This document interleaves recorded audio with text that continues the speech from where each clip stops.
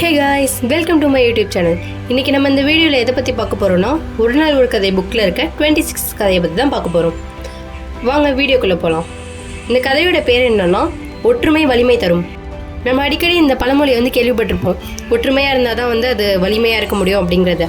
அந்த கதையை பற்றி தான் நம்ம இப்போ பார்க்க போகிறோம். ஒரு எறும்பு அதுக்காக சாப்பாடு தேடிட்டு இருந்தது. அப்போ ஒரு இடத்துல ஒரு கொள்ளு இருந்தது. கொல்லை பார்க்குறப்ப அதோட சைஸை விட அது பெருசாக இருந்தது. கொள்ளு ரொம்ப பெருசாக இருந்தது. சரின்னா அந்த எறும்பு முயற்சி பண்ணி பார்த்துச்சு. முயற்சி பண்ணி பார்த்தோடனே அதால் அப்பையும் அதை இழுத்துட்டு போக முடியல.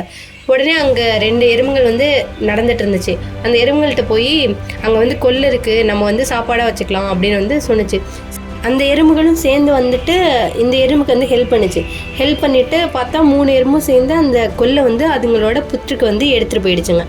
இதுலேருந்து என்ன தெரியுது அப்படின்னா, நம்ம ஒருத்தவங்களா ஒரு செயல் செய்ய முடியலன்னா நம்ம சில பேரை ஹெல்ப் கூப்பிட்டுக்கலாம். ஒற்றுமை வலிமை தரும் அப்படிங்கிறத நம்ம இந்த கதையிலேருந்து தெரிஞ்சுக்கிட்டோம். ஓகே காய்ஸ், இந்த ஒரு நாள் ஒரு கதை செக்மெண்ட் உங்களுக்கு பிடிச்சிருந்ததுன்னா நம்ம வீடியோவை லைக் பண்ணுங்கள், ஷேர் பண்ணுங்கள். அப்புறம் நம்ம சேனலை மறக்காமல் சப்ஸ்கிரைப் பண்ணிவிட்டு பக்கத்தில் இருக்க பெல் ஐக்கானையும் கிளிக் பண்ணிக்கோங்க. அண்ட் ஃபைனலி, தேங்க்யூ ஃபார் வாட்சிங்.